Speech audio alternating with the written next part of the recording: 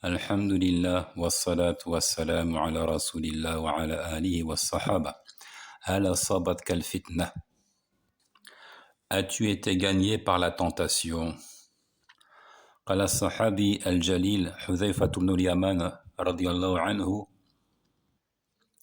إن الفتنة لتعرض على القلوب فأي قلب أشربها نقت على قلبه نقة سود وأي قلب أنكرها نقت على قلبه نقطة بيضاء فمن أحب منكم أن يعلم أصابته الفتنة أم لا فلينظر فإن رأى حراما ما كان يراه حلالا أو يرى حلالا ما كان يراه حراما فقد أصابته.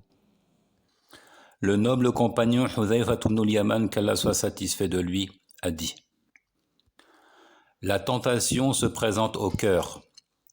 Sur tout cœur qui l'absorbe, elle provoque des taches noires. Et tout cœur qui la renie, qui la rejette, est marqué de points blancs.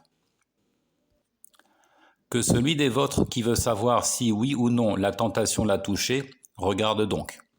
S'il considère illicite ce qu'il percevait comme licite, ou qu'il considère licite ce qu'il percevait comme illicite, alors elle l'a touché. Alors, effectivement, il a sombré dans la tentation. Donc, cette parole de Hudhayfa, rapportée par Ibn Abi Shayba dans le Musannaf, Al-Hakim dans Al-Mustadrak, Al-Hakim qui dit هذا حديث صحيح الإسناد على شرط الشيخين ولم يخرجه. Al-Hakim a jugé que ce récit est authentique. La chaîne de transmission remplit les conditions de validité posées par Al-Bukhari et Muslim, même s'ils ne l'ont pas rapporté. Bon, ça c'est l'avis de Al-Hakim. Dans tous les cas, il est aussi rapporté par Ibn Abi Shayba dans le Musannaf au numéro 37332. C'est donc un récit très important qui expose clairement que les cœurs sont sujets à la tentation. Et que s'il ouvre ses portes à cette tentation, qu'il l'absorbe, alors elle provoque sur le cœur des taches noires, elle noircit le cœur.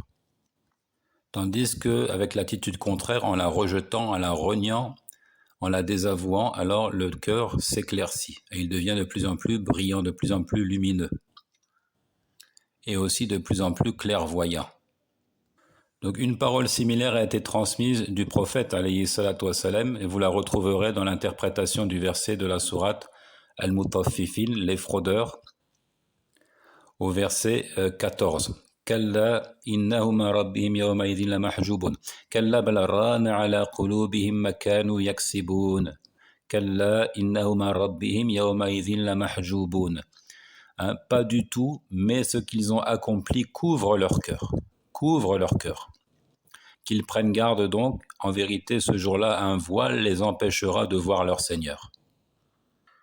Ça nous rappelle également le verset 46 de la sourate Al-Hajj. أَفَلَمْ يَسِيرُوا فِي الْأَرْضِ فَتَكُونَ لَهُمْ قُلُوبٌ يَعْقِلُونَ بِهَا أَوْ آذَانٌ يَسْمَعُونَ بِهَا فَإِنَّهَا لَا تَعْمَى الْأَبْصَارُ وَلَكِنْ تَعْمَى الْقُلُوبُ الَّتِي فِي الصُّدُورِ. Que ne voyage-t-il sur la terre afin d'avoir des cœurs pour comprendre? Que ne voyage-t-il sur la terre afin d'avoir des cœurs pour comprendre et des oreilles pour entendre? Car ce ne sont pas les yeux qui s'aveuglent, mais ce sont les cœurs dans les poitrines qui s'aveuglent. Et Hudhayfa ibn al-Yaman va marteler cette idée-là, comme cela est prouvé par un récit rapporté par Abd al-Razzaq dans le Musannaf. Il dit: Dakhala Abu Mas'ud al-Badri ala Hudhayfata faqal ihad ilayya فقال له ألم يأتك اليقين قال بلى وعزة ربي قال فاعلم أن الضلالة حق الضلالة أن تعرف ما كنت تنكر وأن تنكر ما كنت تعرف وإياك والتلون فإن دين الله واحد. Abu Mas'ud al-Badri est entré chez Hudhayfa et il a dit: Prends de moi un engagement. C'est-à-dire, fais-moi des recommandations dans la religion, exhorte-moi et je prendrai l'engagement de me tenir à ce que tu me conseilles. Hudhayfa lui a dit: La certitude n'est-elle pas venue à toi? Il dit: Bien sûr que oui, par la toute-puissance de mon Seigneur. Ce n'est pas un problème de manque de certitude.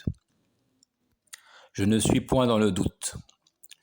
Ensuite, Hudhayfa a dit, sache que le véritable égarement est que tu finisses par approuver ce que tu désapprouvais et que tu finisses par désapprouver ce que tu approuvais.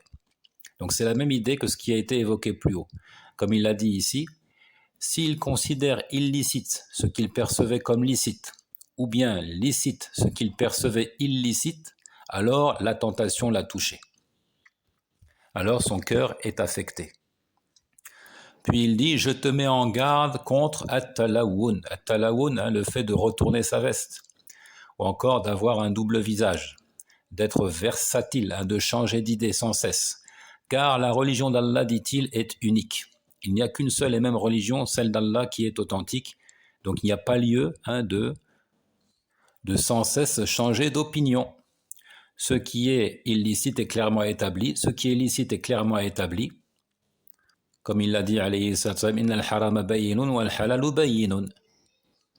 Donc quand tu as appris ta religion, que tu as su que telle chose est illicite et que telle autre est licite, et puis qu'après un temps tu finis par considérer illicite ce qui était pour toi, pas pour toi mais pour la religion même, qui était licite, et vice versa, c'est que la tentation t'a gagné, t'a touché, tué, éprouvé, ton cœur est malade. Qu'Allah donc raffermisse nos cœurs sur la vérité. Ya muqaddib al-qulub, thabbit qulubana ala dinik. Allahumma la tuzigh qulubana ba'da idh hadaytana. Wa hab lana min ladunka rahmatan innaka antal wahhab. Qu'Allah nous mette au nombre de ceux qui n'ont nullement varié dans leur engagement. من المؤمنين رجال صدقوا ما عاهدوا الله عليه فمنهم من قضى نحبه ومنهم من ينتظر وما بدلوا تبديلا والله تعالى أعلم.